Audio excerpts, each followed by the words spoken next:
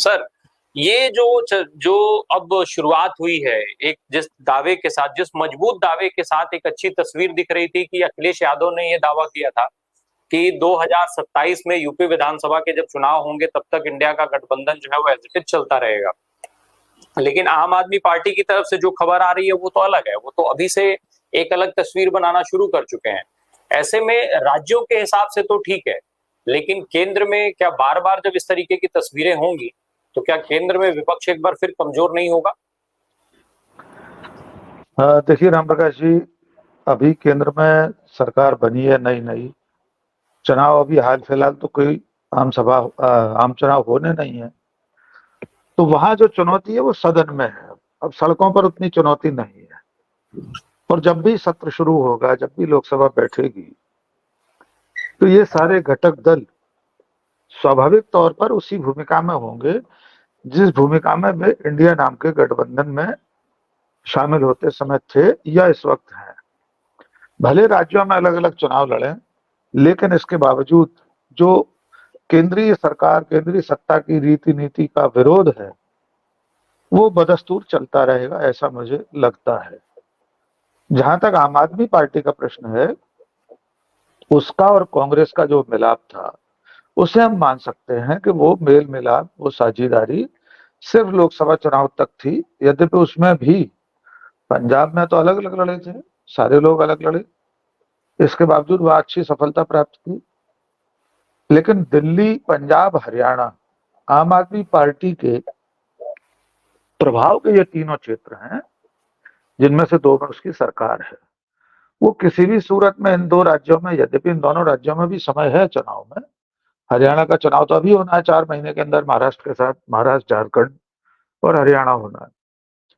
तो ऐसी स्थिति में उनके लिए संभव नहीं है कि अपने प्रभाव के राज्यों में ये कांग्रेस के साथ सीटों का बंदरबांट करें, अपनी जमीन में से कुछ हिस्सा उन्हें दे दें, अपने सत्ता के केक में से। तो मुझे नहीं लगता वहां ये समझौता चल पाएगा।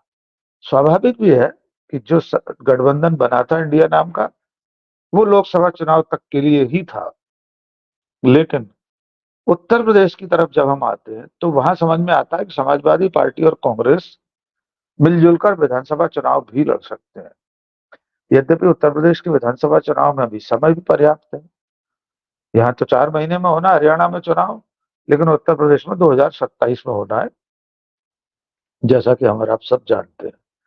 तब देखना होगा कि राहुल गांधी और अखिलेश यादव की जो जुगलबंदी है वो तब तक बची रहती है या नहीं। फिर भी मुझे ऐसा लगता है कि उत्तर प्रदेश में इन पार्टियों का एका बना रहेगा। और वहां चुनौती ऐसी नहीं है, क्योंकि वहां आम आदमी पार्टी जैसी स्थिति में कांग्रेस नहीं है। कांग्रेस तो उत्तर प्रदेश में अपनी जमीन तलाश रही है। उसकी वो हैसियत ही नहीं कि वो सौदेबाजी वहां ज्यादा कर सके। लोकसभा में भी हमने देखा कि उसने कोई बहुत सौदेबाजी नहीं की, जितनी सीटें मिली चुनाव लड़ा उस पर, ठीक ठाक सीटें जीत भी गई उसमें से। तो उसे उत्तर प्रदेश में अंगूठा रखने की जगह चाहिए। फिर वो पंजा तो रख लेगी बाद में चलकर, तो उसके लिए तो उसे समाजवादी पार्टी की ही और उसके साथ की जरूरत होगी। बाकी जो राज्य बचते हैं उनमें कोई, इनमें से एक भी पार्टी ऐसी नहीं है जिसका कोई बहुत प्रभाव हो। जैसे मध्य प्रदेश है, छत्तीसगढ़ है, राजस्थान है, इनमें अभी चुनाव भी नहीं है। अभी तो 5 साढ़े 4 साल पूरे हैं चुनाव में। इसके बाद थोड़ा जब हम आगे बढ़ते हैं तो महाराष्ट्र आ जाता है। महाराष्ट्र का जो गठबंधन है वो महाविकास आघाड़ी जैसे कहा जाता है, शिवसेना उद्धव ठाकरे, शरद पवार वाली एनसीपी और कांग्रेस। मुझे कोई कारण नहीं लगता कि विधानसभा चुनाव में ये महाविकास आघाड़ी टूट जाएगा या बिखर जाएगा। राकेश सर, क्योंकि तीन, जी, अभी एमएलसी वाला जो वहां पे चल रहा है मामला, वो भी तो आखिर एक संदेश यही दे रहा है कि फिर अभी अभी से ही दुराव शुरू हो गया। जिस तरीके से उद्धव ठाकरे ने कैंडिडेट अनाउंस कर दिया, चारों कैंडिडेट बिना एमवीए से बात किए, फिर वो नाना पटोले साहब पूरे दिन लगे रहे, टेलीफोन पे उपलब्धता नहीं बन पाई उद्धव ठाकरे साहब की। हालांकि बाद में कॉल बैक हुई, बात हुई है उनकी, लेकिन नॉमिनेशन का वापस लेने का समय निकल चुका था। तो क्या ये जो एक तरीके का असमंजस नहीं दिखा जा रहा है, नहीं दिख रहा है कि ये स्थितियां ऐसे क्यों बनाई जा रही हैं, और इससे क्या वोटर में कंफ्यूजन नहीं होगा? नहीं, बिल्कुल होगा, मैं ऐसा मानता हूं, लेकिन जहां तक सवाल एमएलसी का है, एमएलसी के चुनाव में आमतौर पर कोई बहुत ज्यादा विवाद होते नहीं। महाविकास आघाड़ी के बाकी जो दल हैं वे उद्धव ठाकरे से ज्यादा एक आध सीट मांग सकते हैं, उनकी अगर ऐसी स्थिति हो। वरना अभी ये एमएलसी का विवाद लोग विधानसभा चुनाव आते आते शांत हो जाएगा। ये तालमेल बनाए रखना तीनों पार्टियों के तीनों बड़े नेताओं की जिम्मेदारी होगी। और मुझे ऐसा लगता है कि विधानसभा चुनाव जब होगा तो चूंकि दोनों लोग यानी शरद पवार और उद्धव ठाकरे दोनों ही लोग बीजेपी की मार के मारे हुए हैं, दोनों की पार्टियों को बीजेपी ने तोड़ा था, तो वे तो किसी भी सूरत में बीजेपी की तरफ झुक नहीं सकते। उन्हें अंततः कांग्रेस का ही साथ लेना पड़ेगा। और कांग्रेस ने इस लोकसभा चुनाव में सम्मानजनक संतोषजनक प्रदर्शन किया है, इसलिए उद्धव ठाकरे का काम भी कांग्रेस के बिना नहीं चलेगा। और जहां तक शरद पवार का प्रश्न है, शरद पवार बड़ी सकारात्मक बात कह चुके हैं कुछ दिनों पहले चलते हुए लोकसभा चुनाव में। उन्होंने कहा था कि आगे चलकर छोटी पार्टियों का विलय बड़ी पार्टियों में हो सकता है, जैसे कांग्रेस में विलय होना चाहिए। उन्होंने कहा कि अगर हमारी ऐसी स्थिति रही तो आगे चलकर एनसीपी का कांग्रेस में विलय हो जाए कराया जा सकता है।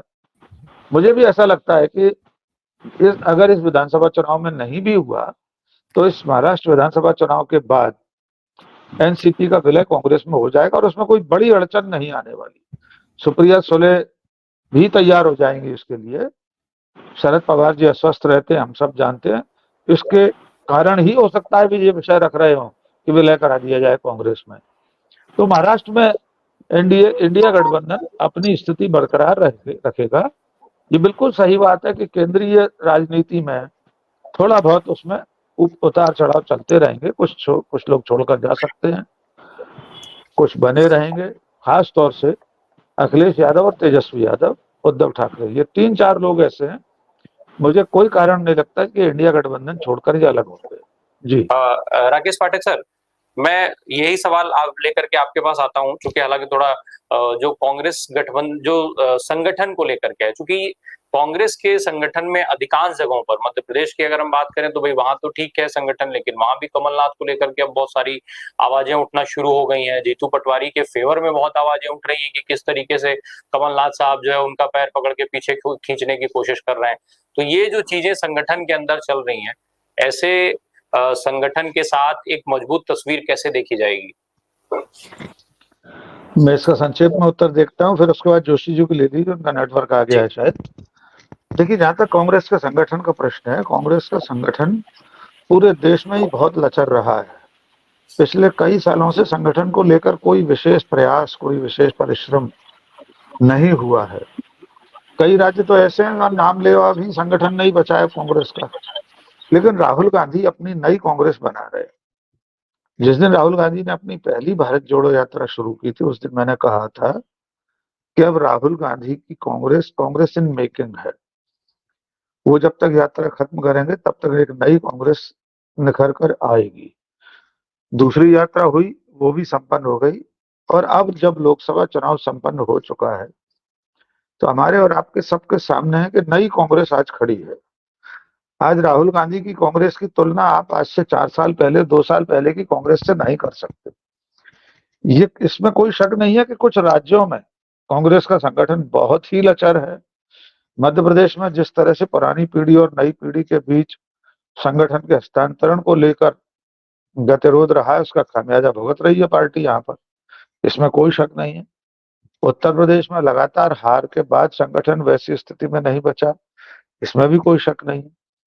लेकिन अगर राहुल गांधी इस बार की जीत के बाद या मल्लिकार्जुन खड़गे इस बार की अच्छी खासी सफलता के बाद बाकी का समय संगठन को मजबूत करने में लगाएंगे, तो मुझे लगता है आने वाले सालों में जहां जहां राज्यों में चुनाव होने और 2029 में जब लोकसभा चुनाव होगा तो कांग्रेस इससे बेहतर संगठन के साथ खड़ी होगी।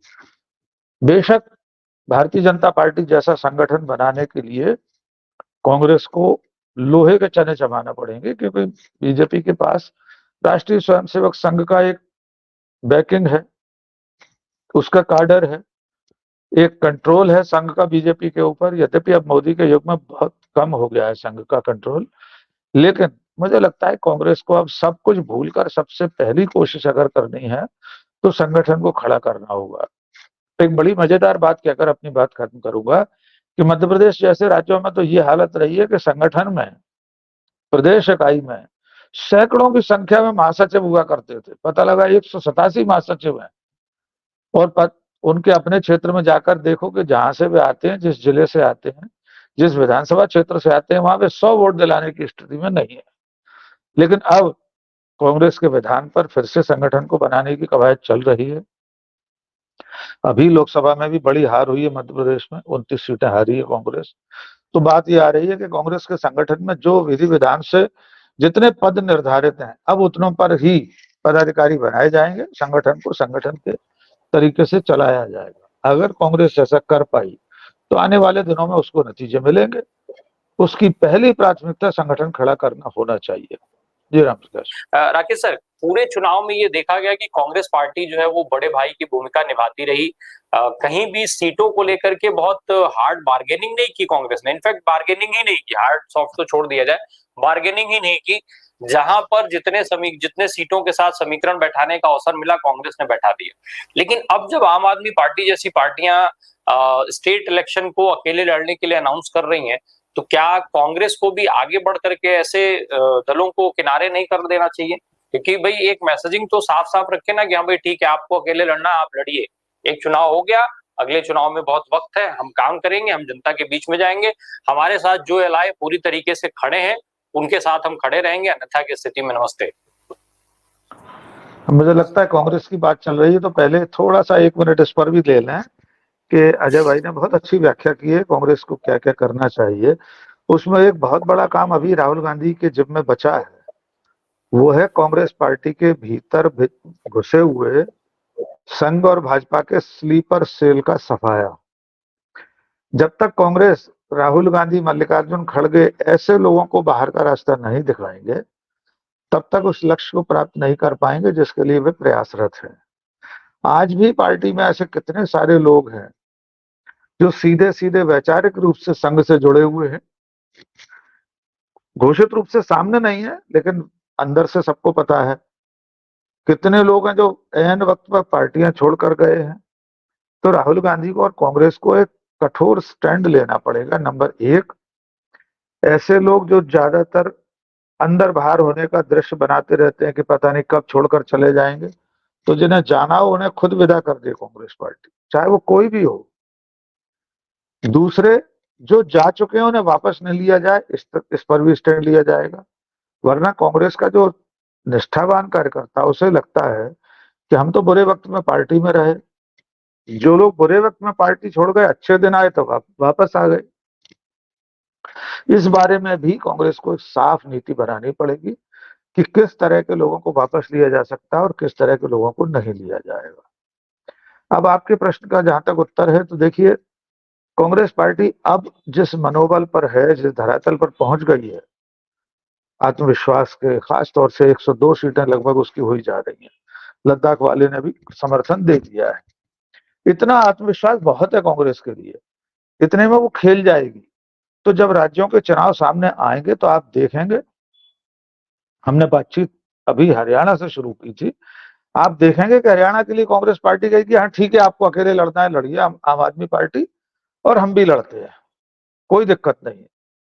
महाराष्ट्र में जैसे अलग लड़ना है लड़ जाए, वहां तो नौबत ही नहीं आएगी। मैं बहुत भरोसे के साथ कह रहा हूं, महाविकास अघाड़ी नहीं टूटेगी। अब और कौन से राज्य बचे जहां कोई संघर्ष होगा? बिहार में जब चुनाव होगा, अभी तो चुनाव में टाइम है बिहार में थोड़ा सा, जब चुनाव होगा तब भी मुझे नहीं लगता कि लालू यादव की पार्टी और कांग्रेस पार्टी कोई लड़ाई झगड़ा करके अलग अलग लड़ेंगे, क्योंकि कांग्रेस ये भी जानती है कि वहां उसकी दशा क्या है, वहां कहाँ खड़ी है, वो कितने लोग हैं उसके पास, संगठन की हालत क्या है, कितने विधायक हैं, कितने सांसद हैं। तो इसलिए उन जगहों पर वो मिलजुल कर लड़ेगी जहां उसको लगता है कि हमारी ताकत पर्याप्त है। जैसे हरियाणा है, पंजाब है, वहां अकेले लड़ेगी कांग्रेस। तो इस तरह के साफ साफ फैसले कांग्रेस पार्टी को करने पड़ेंगे, उसी की आज की तारीख में जरूरत है। जी राम प्रकाश।